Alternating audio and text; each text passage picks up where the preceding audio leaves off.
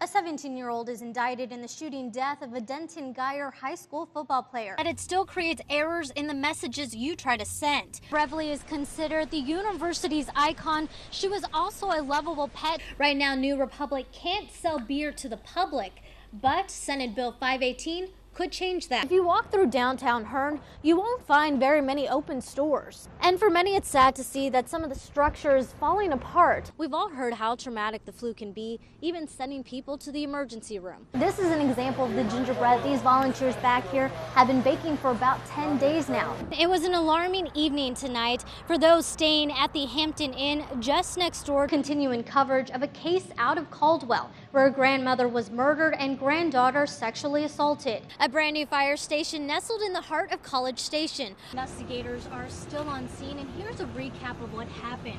The Mars tow truck company came out to repossess, turning to Energy Star products like this washer to cut their bills in half. While water and sports drinks are great to rehydrate, trainers suggest drinking chocolate milk. Emergency vehicle after another,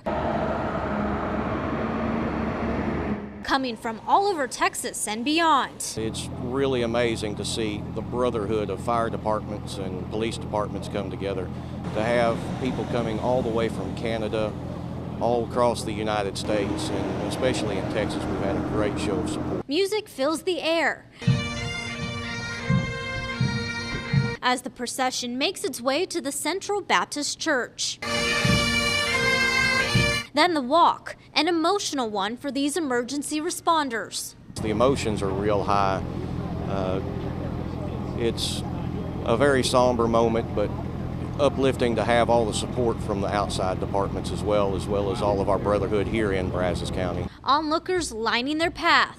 When we got there, we stood outside as the firefighters came in, and it probably took 45 minutes just for all the firefighters to get inside. And though this procession and memorial service holds a special meaning for each person, together they will never forget how these two men influenced their lives. A day of remembering the two fallen and praying for the two recovering from their injuries. Just a sad day, but everybody here in the community has really come together. It's worth it to take a moment out of my life to honor those that have fallen. Support from strangers and friends, helping to heal the Bryan Fire Department community.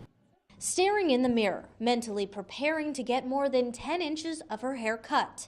Paloma Zaragoza Mendez, tearful as scissors glide along her locks. I've never had it short. A nerve-wracking experience for those who've done this. I was very terrified from the beginning. This drastic haircut not for vanity, but to be donated to Locks of Love. The girls will package the hair and ship it to Florida. In Florida, the Locks of Love, their company, they make the wigs and get those to the girls in need. On top of other community service projects, the girls took it upon themselves to find willing volunteers. We created this and we built this up. We had many meetings. About 16 girls volunteered to have their hair snipped. After the shampoo, the styling, girls emerged with a new do. So do you like it? I like it, but I don't know, it's new, it's different. This event, a tradition they hope next year students can follow. I wanted to keep this going on for our school, for the girls to learn and to see, not to just get hours, but so they can see that it does help people. These girls proving beauty is not just about hair. Just imagine them having your hair. They're gonna evaluate even more than us. But heart. Monica Castro, KAGS HD News. A community shaken after learning of two gruesome homicides. Myra Crooks lives just across the street.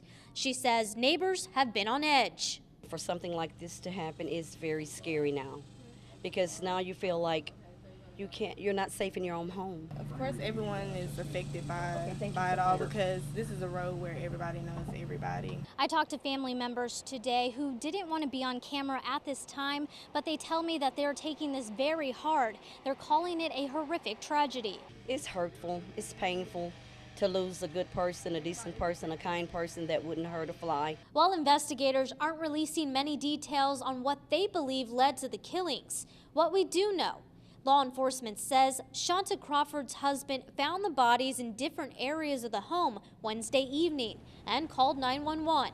On scene today, investigators piecing it all together.